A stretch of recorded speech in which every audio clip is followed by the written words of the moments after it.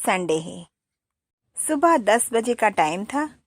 शर्मा जी अपने हॉल में टीवी देख रहे थे कि उनका बेटा रितेश फोन पर बात करते करते अपने पिताजी के पास सोफे में बैठ जाता है। डैड, मुझे नई साइकिल लेनी है। मैंने आपको कहा था ना, मेरी बर्थडे को तो 2 महीने हो गया है, लेकिन अभी तक आपने मुझे नहीं दिलाया। I want new cycle. अरे अरे, इतना टेंशन क्यों ले रहा है तू? नेक्स्ट वीक दिला देता हूँ तुझे तेरा साइकिल। उसी समय उनकी बेटी निहारिका वहां पर आती है और कहती है, देखिए पापा, अगले हफ्ते मेरी बर्थडे है और मुझे बर्थडे पर आईफोन गिफ्ट चाहिए। देखिए, मैं फिर से याद दिला देती हूँ और हाँ, मैं कह देती हूँ, इस बार कोई बहाना नहीं चलेगा। अरे हाँ हाँ बेटी, तेरा बर्थडे मुझे अच्छे से याद है। क्या ऐसा हो सकता है कि मैं तेरा बर्थडे भूल जाऊं? उस समय शर्मा जी की पत्नी अनुपमा किचन में नाश्ते बनाते बनाते इनकी सारी बातें सुन रही थी। अरे, कल मेरे तो बर्थडे है, पर इन सबको देखकर लग रहा है कि इनमें से किसी को भी मेरा बर्थडे याद ही नहीं। अनुपमा ये सोचकर उदास हो जाती हैं। अरे, नहीं नहीं, ऐसा नहीं हो सकता। हो सकता है सब मिलकर मुझे सरप्राइज देना चाहते हो। देखते हैं, कल तो बहुत मजा आएगा। फिर अगले दिन सुबह अनुपमा नहाकर जल्दी जल्दी किचन में आ जाती है। अरे, आज मेरा बर्थडे है और आज का दिन मेरे लिए स्पेशल है। सब लोग तैयार होकर आने ही वाले होंगे। चलो, मैं जल्दी से नाश्ता बना लेती हूँ। लेकिन आज बनाऊं क्या?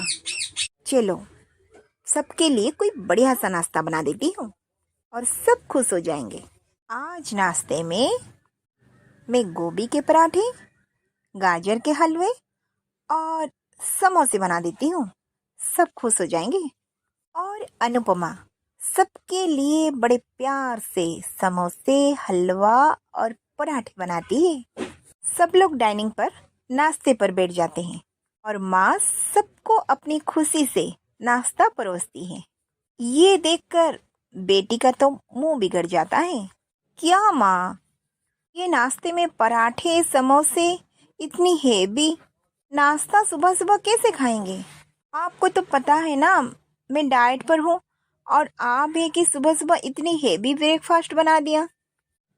नहीं बेटा, वो क्या है ना, आज रहने दो मम्मी। आप ही ना हर वक्त अपनी पसंद की बनाती हो। मुझे नहीं करना है ब्रेकफास्ट। इतने में वो डाइनिंग टेबल पर उठकर चली जाती है वहां से। अरे क्या करती हो तुम? कर दिया ना बेटी का मूड ऑफ। देखो, वो बिना खाना खाए चली गई।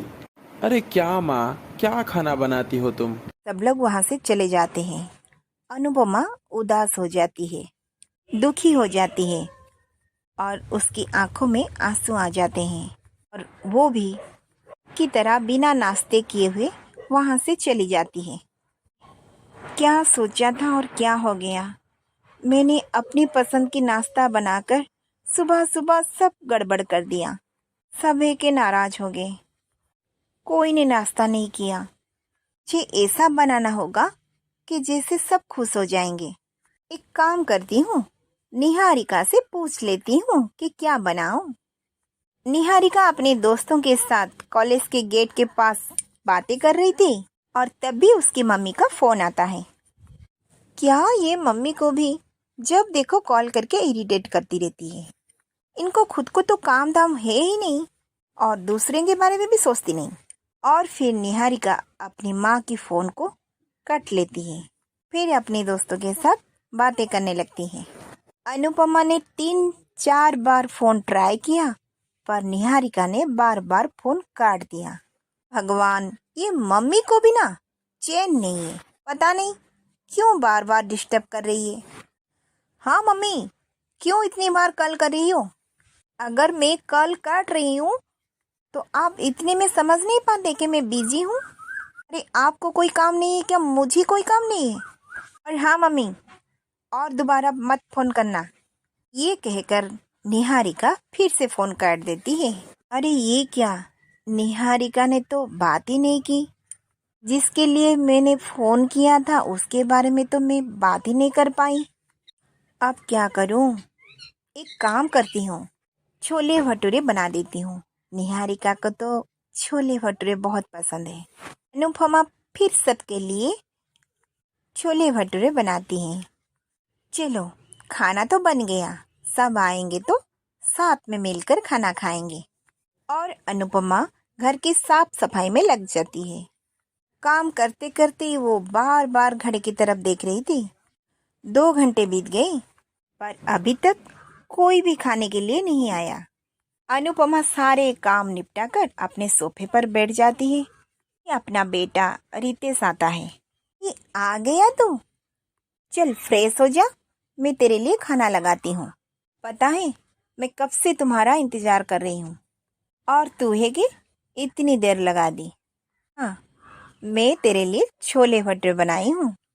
अरे मम्मी, मैं अपने दोस्तों के साथ बाहर खा कर आया हूँ। आप मेरे लिए खाना मत लगाना। रितेश वहां से चला जाता है। माँ उदास हो पड़ती है। फिर कुछ देर के बाद उसके पति शर्मा जी वहां आते हैं। अरे, आप आ गए? बैठिए, मैं आपके लिए खाना लगाती हूँ। और शर्मा जी हाथ मुंह धोकर खाने के लिए डाइनिंग पर बैठ जाते हैं। और अनुपमा बड़े प्यार से खाना परोसती है। अरे, आज तुमने फिर से मीठा बनाया है। पता है ना तुम्हें मेरा शुगर कितना बढ़ रहा है? दिन बर दिन ज्यादा हो रहा है। आज सुबह मैंने चेक किया था। अरे, ध्यान कहाँ रहता है तुम्हारा? सारा दिन तुम्हारा ध्यान कहाँ रहती है? पता ही नहीं चलता तुम्हें किसको क्या खाना देना है। ये गुस्सा करके वहां से चले जाते हैं। और अनुपमा फिर दुखी हो जाती है। वहीं कुर्सी पर बैठकर वो फिर से रोने लगती है। आज सब गड़बड़ हो रही है। आज मैं जो करना चाहती हूँ सब बेकार हो जाती है। सुबह से लेकर अभी तक किसी ने भी मुझे बर्थडे विश नहीं किया। कोई बात नहीं, लगता है शाम को सब मिलकर मुझे सरप्राइज देंगे और बर्थडे गिफ्ट भी। हाँ हाँ, सब लोग सरप्राइज के लिए ऐसे बर्ताव कर रहे हैं। और ऐसा हो ही नहीं सकता कि सबको मेरा बर्थडे याद ही ना हो।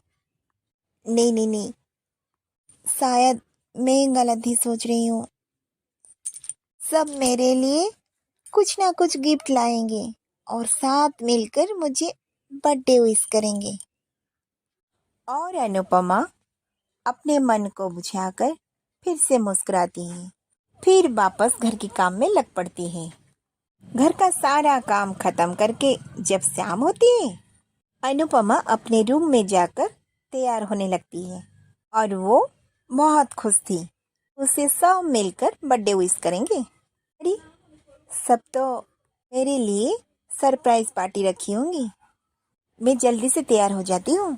अरे, आज तो बहुत मजा आएगा। सबके साथ मिलकर जो बर्थडे पार्टी मनाना है ना। अनुपमा सुंदर सी साड़ी पहनती है और अच्छे से मेकअप लेती है। तभी शर्मा जी फोन पर बातें करते हुए अनुपमा के रूम में आ जाते हैं। अरे हाँ हाँ, मैं बस थोड़ी देर में पहुंच रहा हूँ। अरे, आप भी कैसी बातें कर रहे हैं? कैसे भूल सकता हूँ? आपकी भतीजे की बेटे की बर्थडे है आज।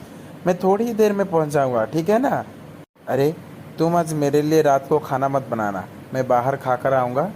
एक बर्थडे पार्टी में जा रहा हूँ, ठीक है? ये सुनकर अनुपमा फिर से दुखी हो जाती है। इतना कहकर शर्मा जी वहां से चले जाते हैं और अनुपमा दुख से रो पड़ती है। अरे, इनको तो सच में से मेरा बर्थडे याद नहीं। मैं इतना तैयार भी हुई हूँ और उन्होंने मेरी तरफ तो एक बार देखा भी नहीं। कोई बात नहीं, इनको मेरा बर्थडे याद नहीं है तो क्या हुआ? मेरे बच्चों को तो मेरा बर्थडे याद होगा। इनको तो कोई भी बात याद ही नहीं रहती। बच्चे लोग, वो तो मेरे लिए कोई सरप्राइज वाली प्लान बनाकर रखी होगी।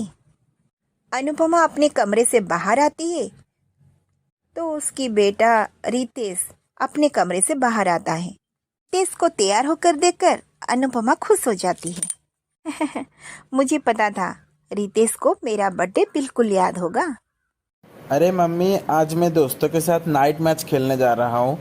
मेरा आना घर को लेट होगा, इसलिए तुम मेरे लिए खाना मत बनाना। ठीक है मम्मी, मैं जा रहा हूँ। ये शूज पहन रहा था कि निहारिका वहां पर आ जाती है। वो मम्मी से कहती है, मम्मी, मैं आज शाम को अपने दोस्तों के साथ ग्रुप स्टडी करने के लिए प्लान रखा है। और हाँ, मैं आज प्रिया का घर भी जाने वाली हूँ और वहाँ पर कुछ खा लूँगी। आप मेरी चिंता मत कीजिएगा। की बातें सुनकर अनुपमा तो बहुत दुखी हो पड़ती है और तीनों के तीनों तैयार होकर बाहर चल पड़ते हैं। तीनों को जाते हुए देख अनुपमा बहुत जोर जोर से रो पड़ती है। जोर जोर से रोकर अनुपमा अपने कमरे की तरफ जाती है। अनुपमा की रोने की आवाज़ सुनकर तीनों वहां पर रुक पड़ते हैं और शक हो जाते हैं कि क्या हुआ। ये अचानक फिर वो सब अनुपमा की रूम तरफ जाने लगते हैं। अरे मम्मी, क्या हुआ? आप रो क्यों रही हैं? अरे, आप सबको क्या फर्क पड़ता है? मैं रोऊं, हंसूं या दुखी हूँ, आप सबको क्या? आप सबको तो कुछ भी फर्क नहीं पड़ता। आप सबको तो अपनी अपनी फर्क पड़ती है। किसी को पार्टी में जाना है, किसी को मूवी देखने के लिए और किसी को अपने दोस्त के घर रहना है। मेरा क्या? अरे, किसी को तो मेरी परवाह ही नहीं। और और किसी को आज याद भी नहीं कि मेरा बर्थडे है। और मैं हूँ कि सुबह से लेकर शाम तक सबके लिए प्यार से खाना बनाई, पर कोई को फर्क नहीं। किसी को भी मेरे बारे में चिंता ही नहीं। और ऊपर से आप सब लोग तो मेरे खाने से नुक्स निकालते हो। मैं घर का इतना सारा काम करती हूँ, घर में अकेली रहती हूँ, पर किसी को कोई शिकायत नहीं करती हूँ। अरे, मैं भी इंसान हूँ, मुझे भी कुछ फील होता है। अरे, मेरी भी तो कोई पसंद है। इतने सालों से मैं अकेली इस घर को संभाल रही हूँ और तुम सबका छोटी से छोटी लेकर ध्यान रखती हूँ। तुम सबका छोटी छोटी चीज़ों का ध्यान रखती हूँ। लेकिन देखो ना, मेरी खुशियों का क्या? और तुम सबको तो मेरे बर्थडे तक भी याद नहीं। अनुपमा के ये सब बातें सुनकर सब दुखी हो पड़ते हैं और शर्मिंदा से सबके सर झुक पड़ते हैं और तीनों को अपनी गलती का एहसास होता है। तीनों अनुपमा से माफ़ी मांगते हैं। मम्मी, हमें माफ़ कर दो। और चारों मिलकर अच्छे से बर्थडे पार्टी मनाते हैं। हाँ दोस्तों, कहीं ना कहीं ये औरत घर की बेटी बनकर घर की रौनक बढ़ाती है और कभी कभी बहन बनकर घर की खुशियाँ को बिखारती है और पत्नी बनकर घर की सम्मान बन जाती है। और जब वो माँ बन जाती है तब वो अपने बच्चों के लिए दुनिया के आगे लड़ पड़ती है। ऐसे ही एक औरत की बहुत सारे रूप होते हैं। हर तरह तरह के रूप में वो सबके साथ अच्छे से रिश्ता निभाती है।